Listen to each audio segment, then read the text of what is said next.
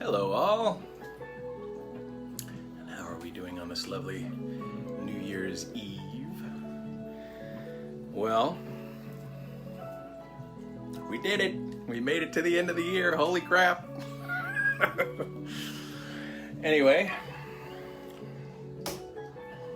welcome to episode 11 of Cooking with Crick. Today we are doing something very close to my heart, a tradition in my family. I figure this has been around long enough that I can risk subjecting it to the public without too much issue from family members. FYI, I've already pre-toasted the toast because everything depends on the foundation of the toast, so I didn't want to just sit around waiting for that. So we are just about there anyway. So let me grab the toast and then we'll do the ingredient list as always. So, plate.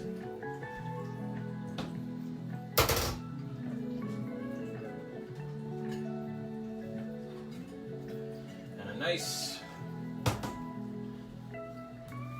golden brown toast. That's exactly what we're looking for. So if you're following along, pop your toast in now, and we'll go over the prep. Shouldn't take too long anyway. So I'll give you a second to do that, and then we'll go over the ingredients. Total side note, I'm rocking my pandemic chic today, a la Superman. I even have my blue socks. Yep.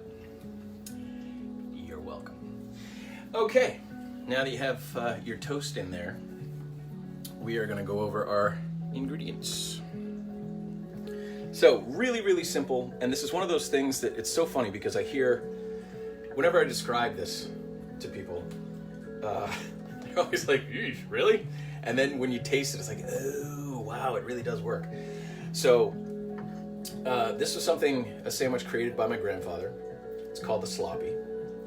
And we need 2 pieces of bread, toasted. We need some ham. We need some cheese, preferably American cheese. Again, I'm gonna offer some tweaks because if you like things a little differently, I appreciate the versatility of this sandwich because it can go through and has gone through many iterations. Originally, it was bacon, but evolved ham. You can use corned beef. For me, in the traditional sense, it's ham. That's the one I stick with. So we have ham, we have cheese, mustard, mayonnaise, and ketchup, a single egg, and lettuce. And that's it. It's really simple. So, honestly, the longest part of this whole process is cooking the egg. If you don't count, depending on how quick your toaster cooks. So between toasting the bread and cooking the egg, those are the give or take longest parts of this prep. So one side of the toast, we're gonna mayonnaise. And this is the part that's really subjective.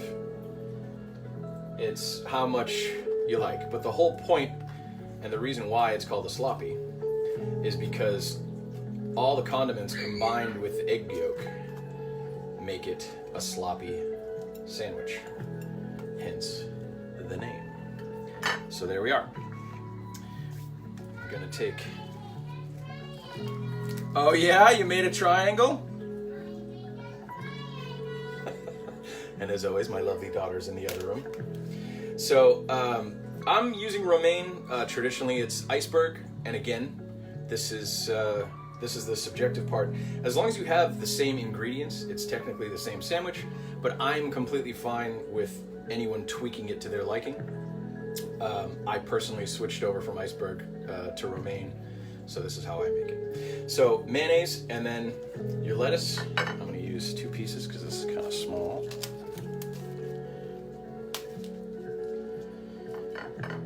And then ham. And then again, depending on what type of ham you have, this is a fairly thin sliced ham.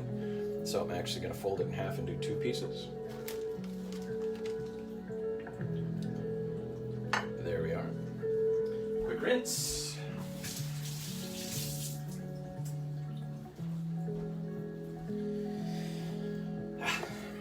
So, mayonnaise, lettuce, ham, mustard,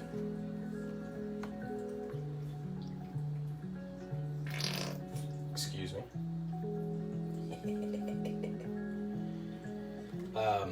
and as I forgot to mention, I'll just remind everybody, episode 11 is sloppies, and our topic is tradition. And I thought it was appropriate, given how this is a traditional sandwich in my family, that we talk about tradition, given that it's still the holidays, and that's when most traditions tend to pop up. So, all right, we're good there. So, we melt the cheese onto the egg, so that does not go directly onto the sandwich. So this is basically as far as we can go without the egg. So we have prepped our toast. We have mayonnaise, lettuce, ham, and mustard. Now we're going to come over and cook our egg.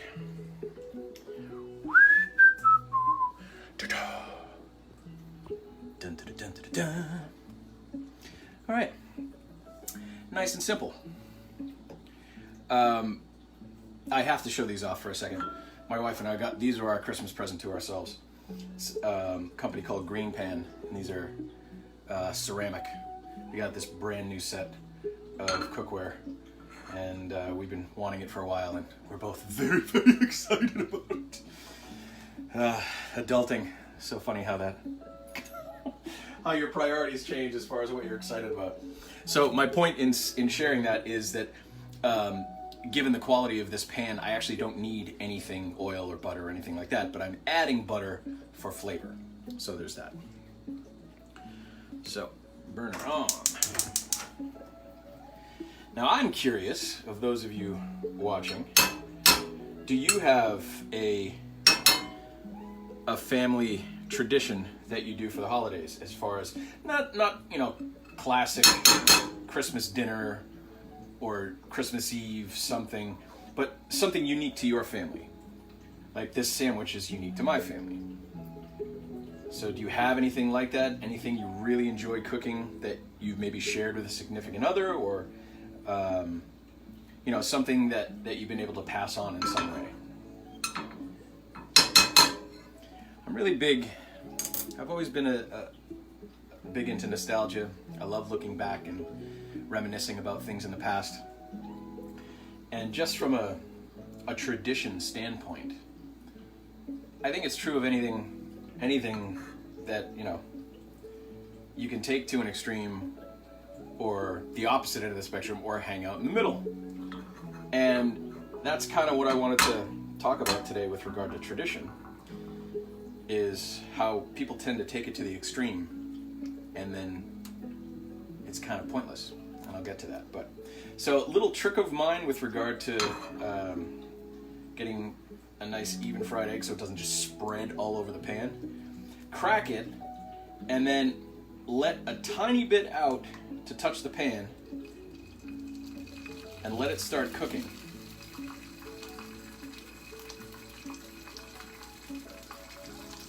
And as you open it up,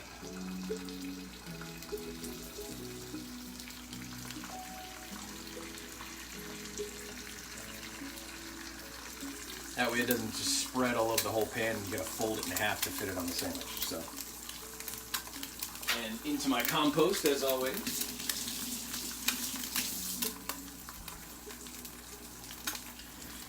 So, and I gotta show you this. Just, it's not even in there that long, and look at it just slide. I love these pans. So beautiful. So, I do just a little bit of salt and pepper on top. Again, just for some flavor, but nothing crazy. 2 turns. 2 turns. Now, I have never been a fan of flipping fried eggs, and I have seen this or heard of this technique before, but actually my mother's boyfriend shared this with me that reminded me of this technique. And you just drizzle a little bit of water in the pan and then cover it, and the steam cooks the top very quickly and easily. So we're right about there. It's about where we want to be. It's kind of sunny side up. So I'm just going to do a tiny bit of water. Just about that much. I'm going to pop it back down. Cover on. This is literally going to be maybe 20 seconds, and the top is going to have this nice white cooked film over the top. Oh, hello. Naked baby. How you doing, my girl? I want to see, Daddy. You want to see? Oh, okay. There we go. And look at that. And now, it's not quite done, but we do need to put the cheese on top. So I'm going to take that off for now. We're going to turn... Why cheese? Because it makes it taste good. That's why. So you can go with a full slice. I'm going with half. It's totally up to you.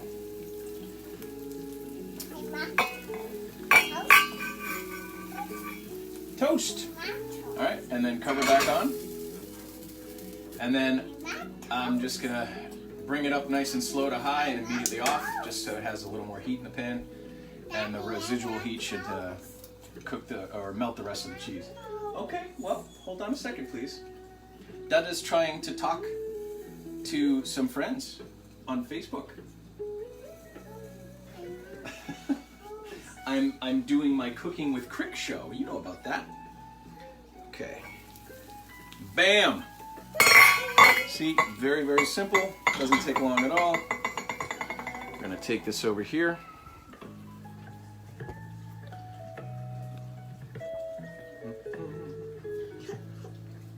You can try as soon as I'm done, okay? So now, here, I'm gonna put you down for a sec. Okay, well, we're gonna try to do this one-handed because I'm holding a child. Let's see how well it goes. Oh, that's what I'm talking about. Okay, here's what we'll do. I'm gonna move this stuff out of the way. And you can sit. Actually, let's go the other way. I'm gonna move this way. Push this over, and you can sit right here, okay? Yeah, that wasn't the smartest thing. Hey, what are you doing? Yeah, I know you want that, but that's part of my sandwich. Hey, okay, bite it, go. There you go. Okay, a little bite out of our bread. Okay, sit right here. You got it? Okay. So now, do you want to say hi to everybody? Say hi. Okay, so this is basically, hold on please. Baby girl, I'm trying to put this sandwich together, okay?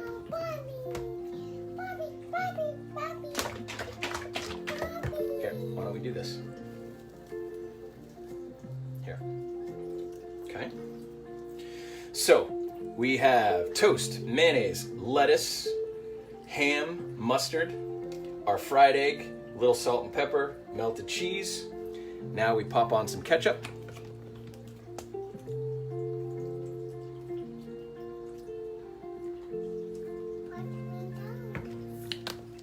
Okay, you want to go down? There you go. You're welcome. A lovely little visit from the little one.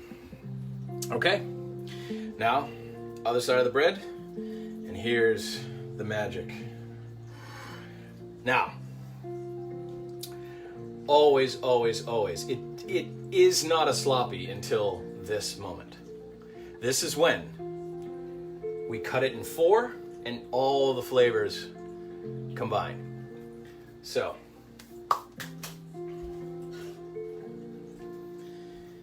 here we go, kids. Oh, there it is.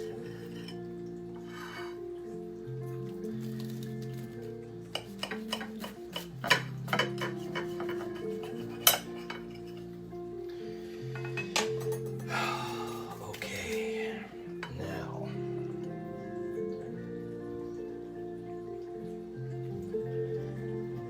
There we are. The O'Neill sloppy breakfast sandwich. You want some more? Yes. Okay, well here, why don't you take a bite of the sandwich? I don't like it. Okay, well you don't have to. Okay. No! Hey, excuse me. I'd appreciate it if you wouldn't yell at me, please. I want toast. I want toast. I will give you some toast. Can you be patient, please? All right then. Good Lord. All right, here we are. As I said, the beautiful sloppy sandwich.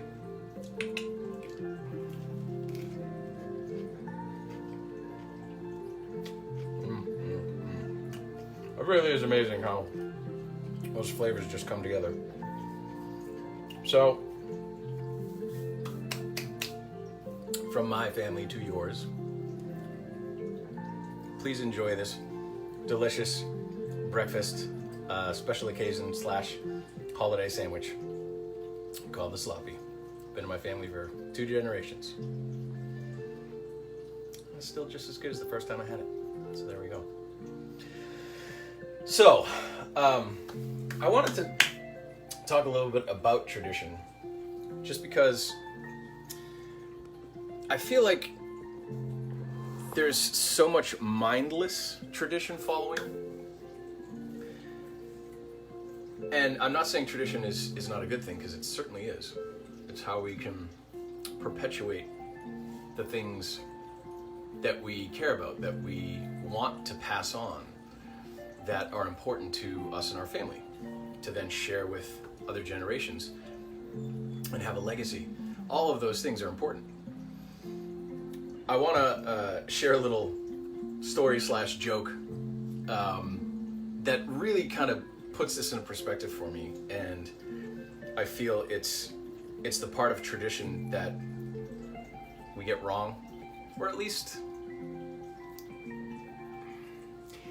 I don't want to say wrong, just a little mindless, that we take for granted, and we do it because we should, instead of understanding why and doing it purposefully, which I think is the right way to practice tradition.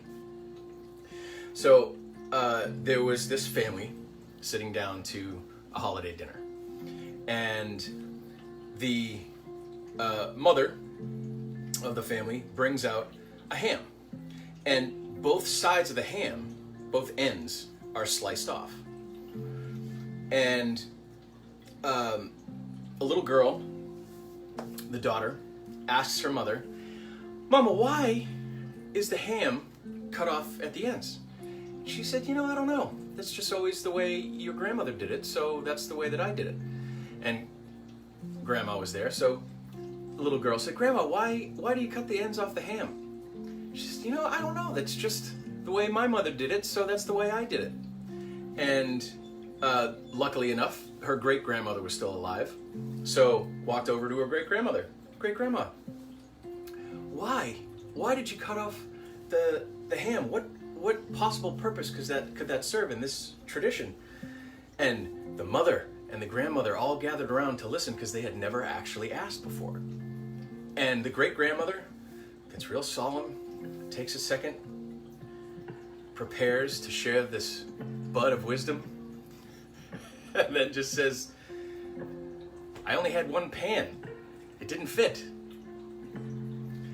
So this family took a tradition from a circumstance that was presented to the great-grandmother in the family, who chose to do something a certain way out of necessity, and then mindlessly it was passed on through the family.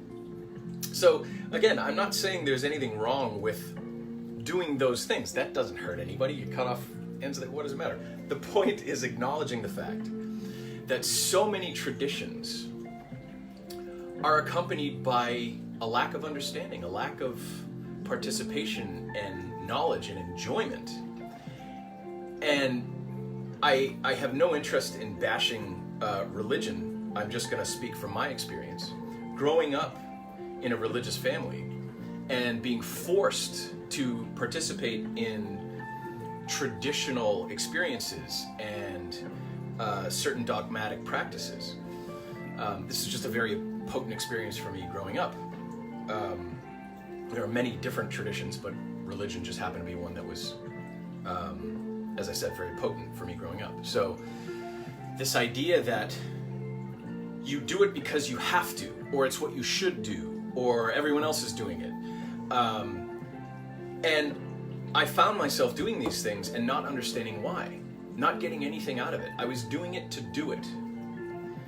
And one of my favorite Buddhist sayings is, the finger pointing at the moon is not the moon. And it's the idea that you're not participating in tradition or dogmatic practice or any of these things for the practice, for the dogma, for the tradition. You're doing it because of what that practice gives you, what it creates, your ability to share it and experience it with other people, and to then remember the experiences of the people who passed it down. So if you're just mindlessly following a practice or a tradition and you have no idea why you're doing it, what's the point? You know? So I don't feel that either extreme is beneficial. Having no traditions at all, you don't have any connection to anything. But having these hardcore traditions that cannot change and will not be different simply because that's how it's been, that's my other favorite argument here. Well, we can't change it. It's tradition. Okay. My other version of that is, well, that's the way we've always done it. That's nice. What the hell kind of an answer is that? That is a mindless, taking for granted, following along response. So I have been focused on and am trying to instill in my daughter the idea of tradition for enjoyment, for connection, for legacy. Okay, here's what we're gonna do. I'm just gonna give you a piece of toast off the top of this sandwich. There you go. Try it. You like it? Okay, good. So, that idea of that's the way we've always done it. There's nothing wrong with that statement. As long as you know why you're doing it and the fact that it's important to you and you want to pass on that importance.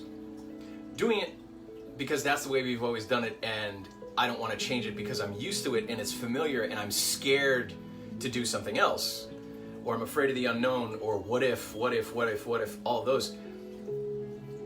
You're doing it for the wrong reasons. So during this time of tradition, I always make it a point to really ask, why am I doing this? Is it for my enjoyment, for my joy, for my sharing of an experience, and my desire to have a legacy? Or am I doing it because I was told that's what I should, and I'm just mindlessly following that tradition? I think it's true of anything. Are you doing it purposefully? Are you doing it with desire and enjoyment? Or are you doing it because you feel obligated? And that leads to resentment and annoyance. And you know, why do so many holiday traditions end in people arguing or hating each other, or you know, oh God, I hate Christmas, I gotta see my family? Well, maybe if you weren't in that position of being forced into traditional things that no one really actually wants to do or enjoys. You're just doing it because you think you have to. So I'm just here to say that that's not something I'm doing, and that's not something I'm passing down, and I have no interest in perpetuating that idea of tradition. I want to instill quality and positive enjoyment experience aspects of tradition. And I have my daughter calling me. What's going on, baby girl? I'll help you in just a minute, okay? All right. Clearly, I got to wrap this up.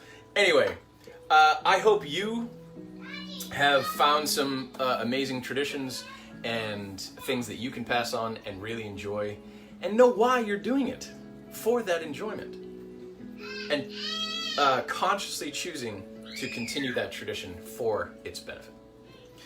That is specifically what this tradition of the sloppy is in my family, so I wanted to share it with you and connect that to the idea of positive, beneficial tradition. Come here, you. You gonna jump? Jump! Ah! All right, so with that, I will end this episode of Cooking with Crick with a nice big bite of my holiday tradition. Ready? Make sure it's not going to drip on the plate. Do you want to say hi to everybody? Hi, everybody. Well, all right, we'll see that in a minute. Thank you all for joining me. This is the last Cooking with Crick in 2020. We will see you all next time in 2021. And I hope you all have had the best holiday season that you can have had in this particular year of craziness. So, hope you're all doing well. Stay safe, stay healthy. And we will see you next time on Cooking with Crick. What? The other black one? This one? Yeah. Yeah. That's the sieve. Okay. Now I gotta go see what she's gonna do with that. And we'll see y'all next time. Because sometimes you just have to do that. Happy holidays. Happy New Year. Best wishes for 2021.